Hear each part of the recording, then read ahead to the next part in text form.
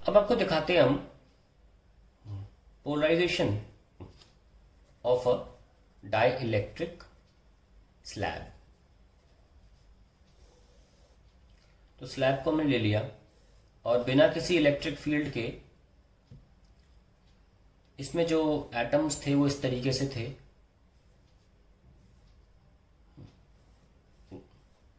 हम non polar की बात कर रहे हैं।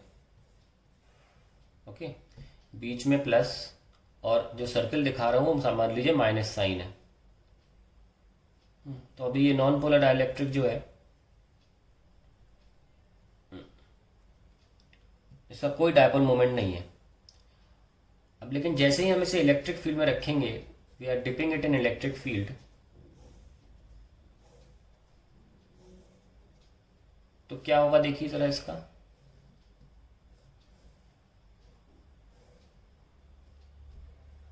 ये इलोंगेट हो जाएगा, है ना। This will elongate, Oval shape का बन जाएगा। ये लीजिए minus plus minus plus minus plus, क्योंकि प्लस यहाँ है, इलेक्ट्रिक फील्ड प्लस से तो माइनस तो प्लस की तरफ ही जाएगा। और मैं सारे ये बना नहीं रहा हूँ, टाइम वेस्ट होगा। एक आखिरी वाला बना देता हूँ, इधर वाले minus minus minus minus. So this process is called polarisation. और हम देख सकते हैं कि एक डायपोल मोमेंट क्रिएट हो गया है। अब एक बात ध्यान रखें कि एक्सटर्नली मान लीजिए हमने एक्सटर्नल फील्ड मान लीजिए ई नॉट दी है और इंटरनली कुछ इलेक्ट्रिक फील्ड जनरेट हो गई। इंटरनल को मैं ईपी लिख देता हूं। ईपी क्यों लिख रहा हूं? पोलराइजेशन की वजह से। कैसे देखिए, अब मैं इसको बिना इलेक्ट्रिक फील्ड लाइन के दिखाता हूं। सपोज ये डाइलेक्ट्रिक स्लैब था, ओके, और आप देख सकते हैं कि इधर की तरफ माइनस वाले इकट्ठा हो गए और राइट साइड की तरफ प्लस वाले इकट्ठा हो गए। तो माइनस साइन ओवरऑल देखा जाए on an average left side आ जाता है और plus on an average right side shift हो जाता है। तो एक इलेक्ट्रिक फील्ड अंदर जो है पोलराइजेशन की वजह से जनरेट हो जाती है। और हमारी जो बाहर की फील्ड है वो ई नॉट है। इंसुलेटर्स में पूरे के पूरे चार्जेस कभी भी पूरे के पूरे चार्जेस माइनस इधर और प्लस इधर नहीं हो पाते, इसलिए अंदर कुछ फील्ड नेट रह जाती है। ठीक है, उसको हम ई से दिखाएंगे।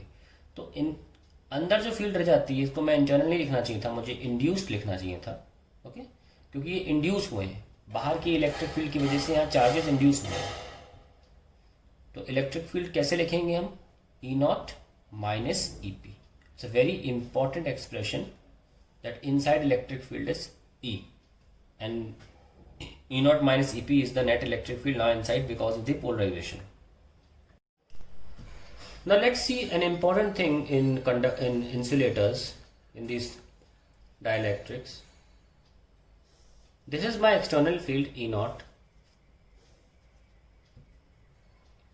and due to this external field the charges segregate themselves on the sides of the slab. We see that as we increase E naught, the electric field inside, which is equals to E naught minus EP, that decreases.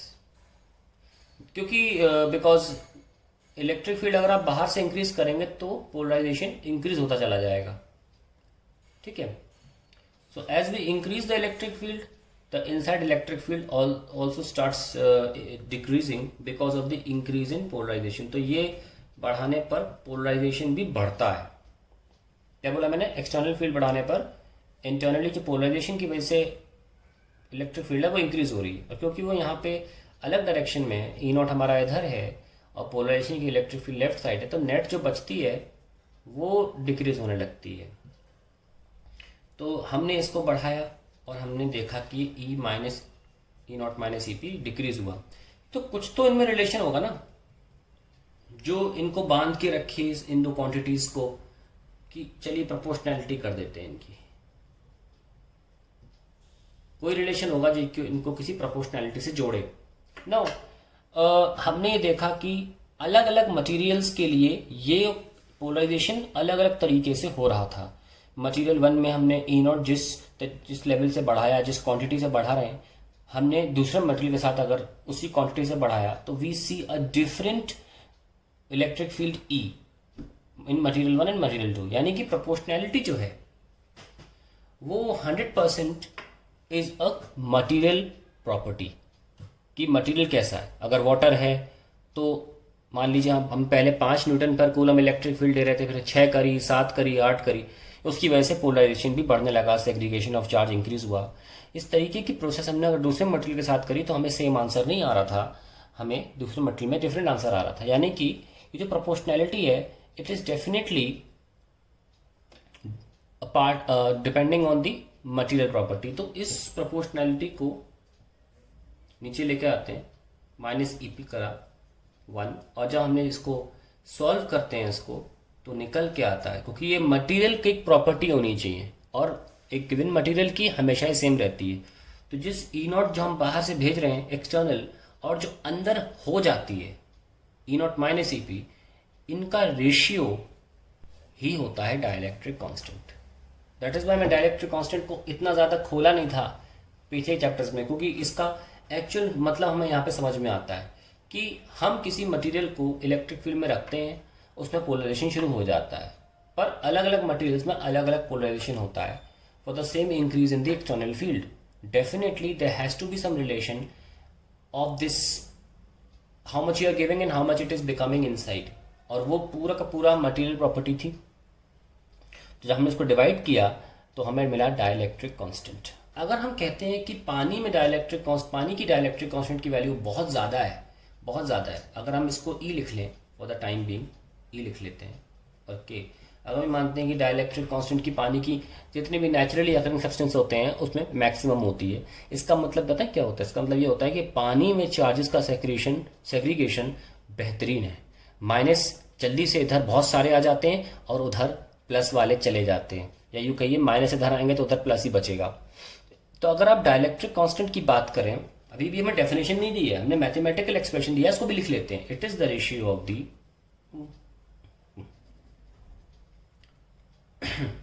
external electric field applied to the dielectric medium to the reduced electric field inside dielectric medium as a result of polarisation. यानी कि हमने dielectric constant को mathematically अभी साबित किया, अभी आगे देखना इसको हम बिल्कुल फिजिकल मीनिंग भी देंगे, अच्छा सा मीनिंग पता चलेगा आपको। तो कहने का मतलब ये है कि हमारा डाइलेक्ट्रिक कांस्टेंट क्या है, ई नॉट बाई ई, और अल्टीमेटली हम ये कह सकते हैं कि देखो ई नॉट तो चलो हमने हर एक्सपेरिमेंट किया तो हर मटेरियल के लिए ई नॉट फिक्स कर दिया सपोज, तो डाइलेक्ट्रिक कांस्टेंट अल्टीमेटली इस रिड्यूस्ड ई पर डिपेंड कर रहा था। और डाइलेक्ट्रिक कांस्टेंट जो है अगर हम देखें, खोल के देखें इस पूरे ई को, तो उसमें ई नॉट माइनस ई पी है। फिर से हमने कहा कि अगर हमें कोई दो चीजों के बीच में रिश्ता निकालना है तो हमें एक चीज को कांस्टेंट रखना पड़ता है। हमने एक्सटर्नल वाली को रख दिया कांस्टेंट, क्योंकि वो हम पे डिपेंड करेगा। और एक्चुअली पोलराइजेशन मटेरियल प्रॉपर्टी हुई कि किस मटेरियल में कितना माइनस इधर आएगा, कितना उधर प्लस आएगा, ये तो मटेरियल पे डिपेंड करेगा। तो ये तो कांस्टेंट है। तो आप सीधे ये देखिए कि अगर हमारा पोलराइजेशन क्योंकि माइनस में है ना यहाँ पे, so if my polarisation increases then overall quantity क्या होगी, डिक्रीज, और डाइलेक्ट्रिक कांस्टेंट क्या होगा, ज्यादा होगा हमारा। इससे क्या मतलब समझ में आया? इससे मतलब समझ में आया कि जिसमें, हिंदी में लिख देता हूं, जिस मटेरियल में पोलराइजेशन ज्यादा होगा, पोलराइजेशन ज्यादा होगा, उसका डाई इलेक्ट्रिक कांस्टेंट भी ज्यादा होगा, है ना। तो हम फिजिकल मीनिंग फिजिक्स में बहुत मायने रखता है, मैथमेटिक्स अपनी जगह है, लेकिन उसका एग्जैक्ट मतलब क्या है, इस वर्ड का मतलब क्या है। मैंने आपको एप्सिलॉन समझाया था। दूसरा इंपॉर्टेंट वर्ड है जो कि काफ़ी जगह पर मेंशन नहीं है जैसे डाइलेक्ट्रिक कांस्टेंट एग्जैक्टली क्या है। आप ज़्यादातर क्या पढ़ते हैं, F force in vacuum upon force in medium. कुछ जगहों पर ये भी देख लेंगे electric field externally applied to the reduced one, but meaning आपको शायद नहीं मिलेगा। मीनिंग क्या समझ में आ रहा है, देखिए यहाँ पे अगर हम पोलराइजेशन बढ़ा रहे हैं, पोलराइजेशन ज़्यादा हो रहा है, अगर किसी मटेरियल में पोलर ज़्यादा हो रहा है तो डाइलेक्ट्रिक कांस्टेंट भी ज़्यादा होगा। इसका मतलब क्या हुआ, dielectric constant is the measure of the polarizability, या polarizability बोल चलिए अभी लिखते थे, measure of polarizability of the material। तो अगर आपको ये है इसका फिजिकल मीनिंग, यानी कि किसी मटेरियल की पोलराइज होने की, किसी मटेरियल की पोलराइज होने की क्षमता को डाइलेक्ट्रिक कांस्टेंट की वैल्यू से देखा जा सकता है। अक्सर देखो पोलराइज का मतलब ये होता है दो हिस्से गुट बन जाना, यहाँ माइनस प्लस है। अक्सर पॉलिटिकल भाषा में पोलराइज का मतलब होता है दो धर्मों के गुट बन जाना, हिंदू मुसलमान जैसे है। तो अगर हम बात करें जिसका पोलराइजेशन ज़्यादा है उसकी डाइलेक्ट्रिक कांस्टेंट भी ज़्यादा है। इसको याद रखने जाता हूँ, जैसे हमारा कंट्री इंडिया है, इसमें बहुत जल्दी लोग पोलराइज होते हैं, हिंदू मुसलमान बहुत जल्दी, काफी ज्यादा तादाद में भी होते हैं। इधर बहुत सारे हिंदू हो जाएंगे, उधर बहुत सारे मुसलमान हो जाएंगे। तो हम क्या बोलेंगे, आप ऐसे याद रखना कि हमारी कंट्री का डाइलेक्ट्रिक कांस्टेंट क्या हुआ, काफी ज्यादा हुआ, क्योंकि हमारी कंट्री बहुत आसानी से बहुत ज्यादा पोलराइज हो जाती है। तो हमारी कंट्री का डाइलेक्ट्रिक कांस्टेंट क्या हुआ, काफी ज्यादा पोलराइजेशन, ज्यादा बड़ा डाइलेक्ट्रिक। तो उसको एक और भाषा में लिख लेते हैं आसान, ये पोलराइजेबिलिटी अगर वर्ड आपको अच्छा नहीं लग रहा तो अंग्रेजी में dielectric constant is the measure of the extent of polarization। extent of, ये हमने polarizability की जगह लगा दिया, extent of polarization of the dielectric material। तो यहां पे हम कोई now we need to understand कि पोलराइजेबिलिटी है, ऐसे हमने बोला कि के जो है वो एक्सटेंट ऑफ पोलराइजेशन है, एक्सटेंट ऑफ पोलराइजेशन। और हम लेमैन भाषा में बोले तो हम ये बोल सकते हैं एलोंगेट होने की क्षमता। एटम अगर इलेक्ट्रिक फील्ड में रखा जाएगा तो उसका पोलराइजेशन स्टार्ट हो जाएगा। हम बता चुके हैं पोलराइजेशन मतलब होता है स्ट्रेचिंग ऑफ द एटम, यानी कि पोलराइजेशन होने की क्षमता या स्ट्रेच होने की क्षमता या खींचने की क्षमता, एलोंगेट होने, जितना ज़्यादा एलोंगेट होगा उतना ज़्यादा उसका डाइलेक्ट्रिक कांस्टेंट भी होगा। पर एक लेवल तक ही खींच सकता है एटम एक लेवल तक ही खींचता है, क्योंकि उसकी वजह ये है कि हमारे पास जिसकी बात कर रहे हैं डाइलेक्ट्रिक्स, वो इंसुलेटर्स होते हैं। क्या होते हैं, इंसुलेटर्स। और इंसुलेटर्स में जो न्यूक्लियर पुल होता है वो घातक होता है। न्यूक्लियर पुल जिसमें प्रोटॉन्स होते हैं उनका इलेक्ट्रॉन क्लाउड की तरफ बेहतरीन पुल होता है। जानते हैं क्यों? क्योंकि इंसुलेटर्स में हमेशा ड्यूप्लेट या ऑक्टेट जो भी कॉन्फ़िगरेशन होता है वो कंप्लीट होता है, जिसकी वजह से न्यूक्लियर पुल क्या होता है, बहुत अच्छा। और इलेक्ट्रॉन्स जो होते हैं वो अपने एटम को कभी छोड़ नहीं पाते, बहुत से बहुत बाहर की इलेक्ट्रिक फील्ड की वजह से खिंच जाते हैं। ध्यान सुनिएगा, ये थोड़ा सा देर में शायद पूरी तरह समझ में आया आपको अगर आप दोबारा वीडियो देखेंगे तो। मैं क्या कह रहा हूं, क्योंकि डाइलेक्ट्रिक्स यानी कि इंसुलेटर्स में जो एटम्स हैं उनके ऑक्टेट या डुप्लेट कंप्लीट होते हैं। न्यूक्लियर पुल जो होता है, मतलब जब आपके पास 2-3 इलेक्ट्रॉन होते हैं आउटर मोस्ट शेल में, तो उन पर न्यूक्लियस का ज्यादा असर नहीं हो पाता। परंतु अगर ऑक्टेट कंप्लीट है तब एक स्टेबल कंपाउंड बन गया है, वो स्टेबल एटम है, उसमें ऑक्टेट कंप्लीट है, डुप्लेट कंप्लीट है, तो उसमें न्यूक्लियर पुल बेहतरीन होता है। तो बाहर से जो इलेक्ट्रिक फील्ड भेजते हैं उसकी वजह से इलेक्ट्रॉन क्लाउड उस अपने प्लस न्यूक्लियस से थोड़ा दूर तो जाता है पर पूरी तरह से नहीं जा पाता, जिसकी वजह से पोलराइजेशन की भी एक लिमिट होती है, एक हद होती है। और यही वजह है कि के की वैल्यू एक फाइनाइट वैल्यू है when it comes to insulators. मैं कंडक्टर्स अभी तक पढ़ाया नहीं हूं आपको, पर मैं हल्का सा यहाँ पे एक आइडिया देता हूँ। आप सब थोड़ा बहुत तो पढ़ ही चुके हैं इलेक्ट्रोस्टैट्स कहीं ना कहीं। तो कंडक्टर्स के लिए बोलते हैं कि के की वैल्यू इनफाइनाइट होती है। अब समझ गए होंगे आप, कंडक्टर्स में न्यूक्लियर पुल आउटर मोस्ट शेल के इलेक्ट्रॉन्स पे कमजोर होता है, वो अपने एटम को खुशी खुशी छोड़ देते हैं। और पूरे के पूरे सरफेस पे जमा हो जाते हैं। यानी कि कोई सीमा ही नहीं है पोलराइजेशन की where it comes to conductor. जब सीमा ही नहीं तो के की वैल्यू क्या होगी? Infinity. That is why conductors का डाइलेक्ट्रिक कांस्टेंट इनफाइनाइट होता है। So that is the main reason behind what main meaning of dielectric constant, which is extent of polarization. The extent of polarization in case of conductors is of no limit, and when it comes to insulators, because of the strong nuclear pull, ये इतनी आसानी से दूर नहीं जा सकते। जितना भी जाते हैं उसके हिसाब से के की वैल्यू यहाँ पे निर्धारित की गई है। तो that is the value of के। और हम ये भी जानते हैं, अब बाकी फॉर्मूलेस को भी लिख लेते हैं। बताया था आपको कि epsilon medium by epsilon vacuum भी के की परिभाषा होती है।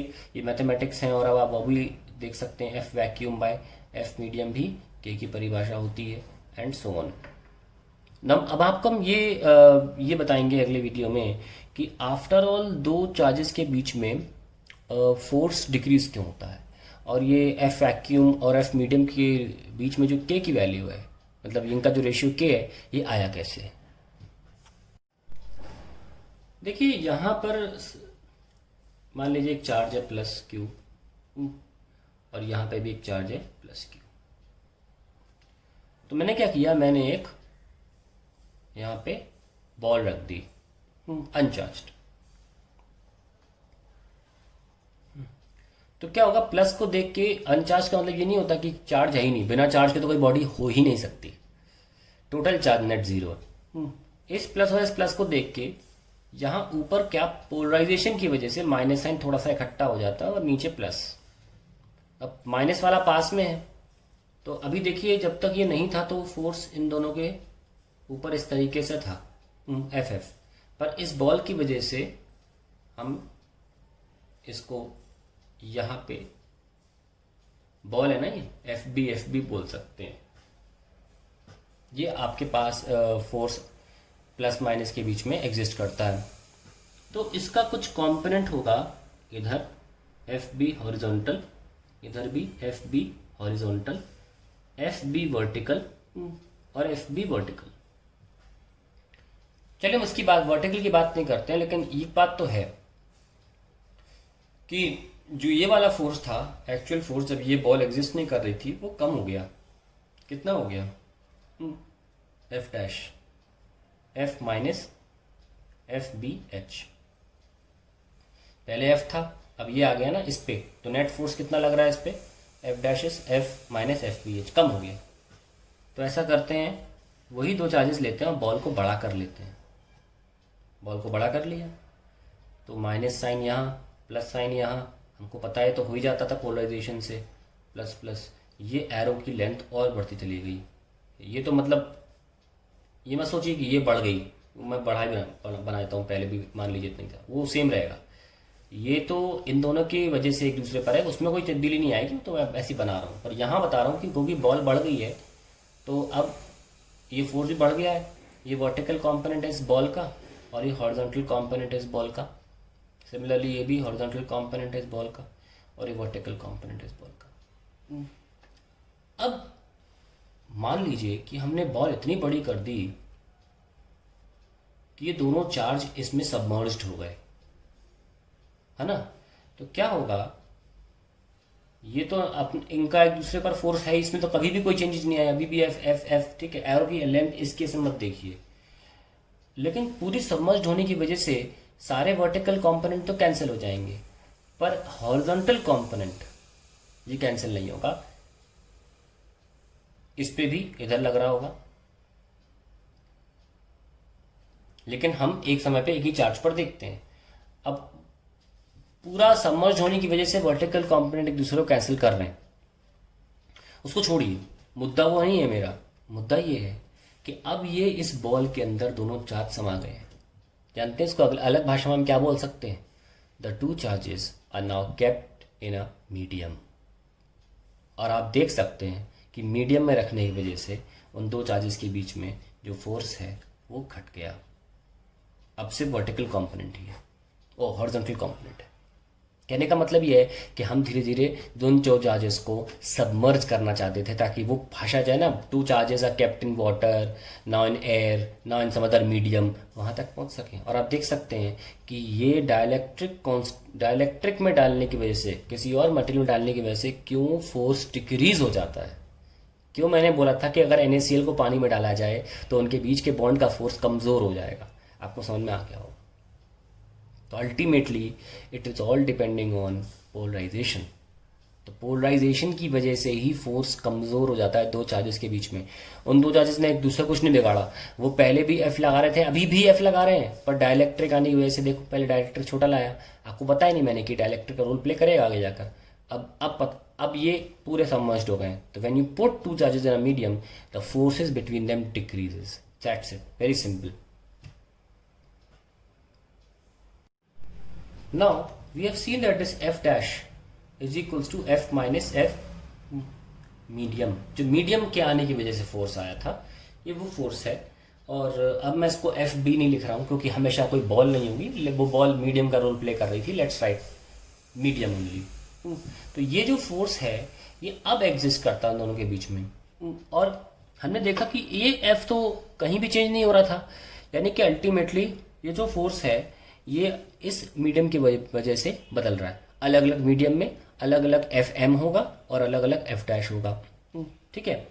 So we can simply write that this F dash must be some factor of whatever force was initially between the charges. जैसे कि प्लस क्यू ये है, प्लस क्यू ये है, दोनों के बीच में पहले स्टार्टिंग में जब एयर थी या वैक्यूम था तब फोर्स एफ था, और मीडियम में आने की वजह से ये फोर्स कम हो गया। तो कुछ तो फैक्टर रहा होगा एक्चुअल फोर्स के, वो फैक्टर जो है वो हम लिख देते हैं एफ बाय एफ के। मैं आपको इसलिए इतना वापस दोबारा नहीं बता रहा हूँ क्योंकि हम वही कॉन्सेप्ट यूज कर रहे हैं जो हमने इलेक्ट्रिक फील्ड में यूज किया था, कि अगर हम इसमें जिस तरीके से हम के को एज ए कांस्टेंट लाए थे, क्योंकि हम बता चुके हैं आपको कि मीडियम बदलने पर ये एफ डैश बदलता है, तो ये एफ डैश डेफिनेटली एक मीडियम प्रॉपर्टी होगी, और इसीलिए डायलैक्ट्रिक कांस्टेंट क्योंकि मीडियम प्रॉपर्टी है, it has come in the denominator. क्योंकि हम देख सकते हैं कि अगर डायलैक्ट्रिक कांस्टेंट ज़्यादा होगा तो पोलराइजेशन भी ज़्यादा होगा, यस और नो। आप देख सकते हैं कि अगर मेरे पास प्लस क्यू चार्ज यहाँ पे है, प्लस क्यू चार्ज यहाँ पे, और मान लीजिए एक मटेरियल है, मान लो पहले हमने कुछ और मटेरियल, मान लो वाटर ले लिया, पहले माइका लिया होगा, अब वाटर ले लिया। हम जानते हैं वाटर का के बहुत ज़्यादा होता है। के ज़्यादा होने का मतलब क्या होता है? के ज़्यादा मतलब होने का बगल में लिख लेते हैं प्लस क्यू। मान लीजिए ये के 40 है और ये के 280 है, इसका मतलब क्या हुआ? यहाँ पे ऐसे चार्ज, यहाँ पे तो और ज़्यादा, तो बताइए ये फोर्स बढ़ेगा नहीं, ये वाला फोर्स और इंक्रीज हो जाएगा, और इनको सबमर्ज कर देंगे तो ये जीतेगा। तो यानी कि अगर के बढ़ेगा तो इस इक्वेशन के हिसाब से, क्योंकि ये माइनस में है, एफ डैश घटेगा, तो एफ का के से क्या रिलेशन होना चाहिए? इन्वर्सली प्रोपोर्शनल, ठीक है। सो इस इक्वेशन में अगर हम रखते हैं F by K is equals to F minus F medium, तो हम मीडियम का फोर्स बहुत आसानी से निकाल सकते हैं कि मीडियम में कितना फोर्स लग रहा है, मीडियम की वजह से कितना फोर्स लग रहा है, एफ माइनस एफ बाई के। सो एफ मीडियम क्या हो गया? एफ 1 माइनस 1 बाई के। सो मीडियम पोलराइजेशन की वजह से दो चार्जेस पर इतना फोर्स लगाता है, जिसका सीधा रिलेशन उस फोर्स के साथ है जो ये वाला था जब कोई मीडियम नहीं था। नाउ हम जैसे कि बात कर रहे थे कि हम कंडक्टर के बारे में एक बार बता दिए थे आपको कि इसका के इन्फिनिटी होता है, क्योंकि कंडक्टर की कोई प्रॉपर्टी बतानी नहीं पड़ी उसके लिए मुझे, जो इलेक्ट्रोस्टैटिक्स में पढ़ाई जाती है। बेसिक बात बताई कि कंडक्टर के आउटर मोस्ट शेल के इलेक्ट्रॉन्स फ्री होते हैं, उन पर न्यूक्लियर पुल का ज़्यादा जोर नहीं होता, और इलेक्ट्रिक फील्ड के आते ही वो कोई सीमा नहीं होती पोलराइजेशन होने की, तो पोलराइजेशन लिमिटलेस होता है, इसीलिए कंडक्टर की के वैल्यू भी इन्फिनिटी है। सो हम देख सकते हैं कि मीडियम क्या हो गया? F 1 minus 1 by infinity. तो कंडक्टर में जो फोर्स होगा वो बिल्कुल बराबर होगा जो बिना कंडक्टर के ऑलरेडी दो चार्जेस के बीच में था। यानी कि अगर हमें मान लें कि दो चार्जेस हैं क्यू एंड क्यू, दो चार्जेस क्या है? क्यू एंड क्यू, और इधर फोर्स लगा रहे थे एफ और एफ। तो अगर इन दो चार्जेस को एक कंडक्टर में रख दिया जाए अगर इन दो चार्जेस को एक कंडक्टर में रख दिया जाए तो इस पर उतना ही फोर्स लग जाएगा मीडियम का, यस और नो। तो जितना ये इस पे लगा रहा था उतना ही फोर्स मीडियम का राइट साइड में लगना चालू हो जाएगा। तो अब बताइए कितना कितना फोर्स हो गया नेट चार्ज कंडक्टर पे इनसाइड अ कंडक्टर, चार्ज पे inside a conductor. The net charge inside a conductor on a charge is 0। आपको पता है, तो मैंने आपसे क्या बोला कि जैसे कि हमने फोर्स निकाल लिया मीडियम का F1 माइनस 1/k। सो हमने आपको साबित किया बिना किसी मटेरियल कंडक्टर की प्रॉपर्टी जो इलेक्ट्रोस्टैटिक से रिलेटेड हो, बेसिक की, क्योंकि न्यूक्लियर पुल आउटर मोस्ट शेल जो फ्री, देखिए इलेक्ट्रिक फील्ड हमेशा फ्री इलेक्ट्रॉन्स की वजह से होती है। इंसुलेटर्स में फ्री इलेक्ट्रॉन्स होते नहीं, बस वो खिंच जाते हैं, खिंचने की वजह से डायपोल बन जाता है और इलेक्ट्रिक फील्ड आ जाती है। परंतु कंडक्टर्स में जो आउटर मोस्ट शेल में इलेक्ट्रॉन्स हैं उन पर न्यूक्लियर पुल की असर बहुत कमज़ोर होता है। बाहर से इलेक्ट्रिक फील्ड आते ही वो इलेक्ट्रॉन्स, कोई सीमा नहीं होती, हद लेवल तक पोलराइजेशन में भाग लेते हैं। तो इसीलिए कोई सीमा ना होने, थ्योरेटिकली बता रहा हूँ मैं अभी तक ये, तो के इन्फिनिटी हो जाता है। अभी मैं आप के इन्फिनिटी भी प्रूफ करके दिखाऊंगा कि के इन्फिनिटी आया ही क्यों। अभी थ्योरेटिकली बताया कि पोलराइजेशन की कोई सीमा नहीं होती। खैर, के इन्फिनिटी आती एफ मीडियम एफ वैक्यूम के बराबर हो जाता है, यानी कि जितना चार्ज पहले ये चार्ज इस पर लगा रहा था, अगर एक कंडक्टर में रख दिए जाए तो कंडक्टर भी उतना ही चार्ज लगा देगा इस पर, हमेशा होगा ऐसा। इसका मतलब अगर दो चार्जेस को मैं एक कंडक्टर में रख दूं, इन्हीं दो चार्जेस को, तो ये क्यू उस पर इतना लगा रहा था और मीडियम आने की वजह से, कंडक्टर आने की वजह से, मीडियम की वजह से एफ सी लिख लो, बराबर फोर्स लगेगा। यानी कि एफ नेट चार्ज एक कंडक्टर के अंदर कभी भी नॉन जीरो नहीं हो सकता, हमेशा जीरो होगा। एक कंडक्टर के अंदर अगर चार्ज रख दिया आपने तो वो हमेशा जीरो होगा, हमेशा। ठीक है, तो अब हम जानते हैं कि क्यू ई भी लिखा जाता है फोर्स को जीरो। अब चार्ज तो जीरो है नहीं, तो इलेक्ट्रिक फील्ड क्या हो गई, जीरो। इसीलिए कंडक्टर के अंदर हमेशा इलेक्ट्रिक फील्ड जीरो होती है। लेकिन मैं आपको इसको और अच्छे तरीके से एक बढ़िया एग्जांपल लेके समझाऊंगा। ये मैथमेटिकली बता दिया मैंने, इसमें थोड़ा सा कॉन्सेप्ट भी पिरोया हुआ था, लेकिन आपको एक बेहतरीन एग्जांपल से मैं आपको फाइनली कंडक्टर जब स्टार्ट करूंगा तो बताऊंगा इलेक्ट्रिक फील्ड कंडक्टर में जीरो क्यों होती है। पर ये भी बहुत अच्छा तरीका बताने का कि कंडक्टर में इलेक्ट्रिक फील्ड जीरो क्यों होती है। तो अब हम बात करते हैं, यहीं से कंटिन्यू कर लेते हैं। जब हमने आपको डाइलेक्ट्रिक पढ़ाया था उसमें भी हमें आपको इलेक्ट्रिक फील्ड का बड़ा इंपॉर्टेंट फॉर्मूला देना था। जैसे कि इलेक्ट्रिक फील्ड है ये, तो इसकी देखा देखी कुछ माइनस साइन यहाँ आ जाते हैं और प्लस साइन यहाँ सेग्रीगेट हो जाते हैं। अंदर इलेक्ट्रिक फील्ड इंड्यूस्ड या पोलराइजेशन की वजह से और बाहर की फील्ड ई नॉट, तो अंदर जो रिड्यूस्ड इलेक्ट्रिक फील्ड है वो बच जाती E not minus E P, yes और नो। और अल्टीमेटली हमने ये भी साबित किया कि E not upon E is dielectric constant, हमने ये भी लिख के दिया था आपको। तो पिछले लेक्चर में जाके देखिएगा कि हमने प्रोपोर्शनैलिटी किस तरह समझाई थी, तब ये आया था। क्यों ना हम इस फील्ड में इसे, और यहाँ पे जो चार्जेस हैं ये इंड्यूस चार्जेस हैं और यहाँ पे भी इंड्यूस चार्जेस हैं, जिनकी वजह से थोड़ी बहुत पोलराइजेशन फील्ड इधर आ रही है। हम ये निकालना चाहते हैं कि ये इंड्यूस चार्जेस की वजह से फील्ड है कितनी, हम EP की वैल्यू निकालना चाहते हैं। ठीक है, anyways let's write down E की जगह पर ई नॉट बाई के, देख सकते हैं आप, ई नॉट यहाँ भेज दो, के नीचे ले आओ, is equals to E not minus E P. Polarisation की वजह से जो फील्ड आती है हमारे पास अभी तक उसका कोई फॉर्मूला नहीं था, हम वही निकालने वाले हैं। ठीक है, तो कैसे आती है, so E not by K is equals to E not minus E P. So E P क्या हुआ, E not minus E not by K. आप ई नॉट को कॉमन ले लीजिए, 1 माइनस 1 बाई के आ जाता है। तो पोलराइजेशन की वजह से जो फील्ड है उसका फॉर्मूला ये है। अब दोबारा याद करिए अपने इलेक्ट्रिक फील्ड वाले का, इलेक्ट्रिक फील्ड सॉरी कंडक्टर के कैपिटल के की वैल्यू को कैपिटल के से दिखाते हैं, क्या थी, इनफाइनाइट। कारण क्या बताया था, न्यूक्लियर पोल की कमजोरी अपने इलेक्ट्रॉन्स को बांध के रखने में, जिसकी वजह से पोलराइजेशन अजब गजब लेवल का होता है, कोई सीमा नहीं होती। और पोलराइजेशन ज़्यादा होने का मतलब के भी ज़्यादा होता है, क्योंकि पोलराइजेशन पे कोई सीमा कंडक्टर में नहीं है, तो डाइलेक्ट्रिक कांस्टेंट की भी कोई सीमा नहीं होती, इसलिए उसको इन्फिनिटी बोलते हैं। ये एक थ्योरेटिकल लॉजिकल एक्सप्लेनेशन था। एनीवेज आप रखेंगे यहाँ पे, आपको क्या मिलेगा, EP is E नॉट। यानी कि कंडक्टर में अगर आपने बाहर से इलेक्ट्रिक फील्ड दी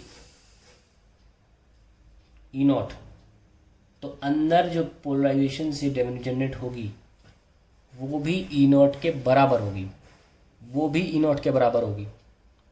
ठीक है, इसको मैं ऐसा समझाऊं कि मान लीजिए आपके पास एक कंडक्टर है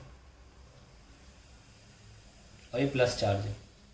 एक सिंगल चार्ज बनाया मैंने इस बार प्लस शीट नहीं बनाई, यूनिफॉर्म इलेक्ट्रिक फील्ड का सहारा नहीं ले रहा हूं मैं।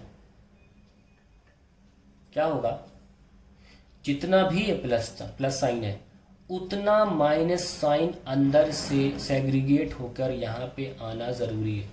ये सब मिला के प्लस क्यू के बराबर होना चाहिए, क्योंकि अगर एक भी गायब हो गया तो फील्ड अपनी माइनस की खोज में अंदर घुस जाएगी, लेकिन अंदर फील्ड नहीं हो सकती क्योंकि इलेक्ट्रिक फील्ड ही अंदर नहीं है ना। तो इसीलिए जितना भी चार्ज बाहर है उतना ही चार्ज सरफेस पे कंडक्टर की इंड्यूस्ड होना बहुत जरूरी है, नहीं तो इलेक्ट्रिक फील्ड अंदर घुस जाएगी, जो पॉसिबल नहीं है। That is why all electric field lines die onto the surface of a conductor. आगे बताएंगे that the die always perpendicular to the conductor, उसका रीजन बाद में बताएंगे, लेकिन अभी ये पता लगाना जरूरी है कि all electric field lines die onto the surface of conductor. They cannot penetrate. And when it comes to dielectric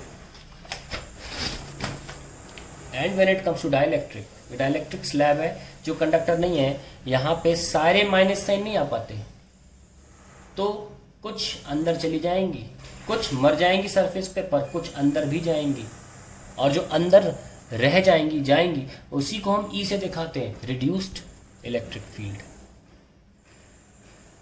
that is all about dielectrics. The next topic is going to be conductors.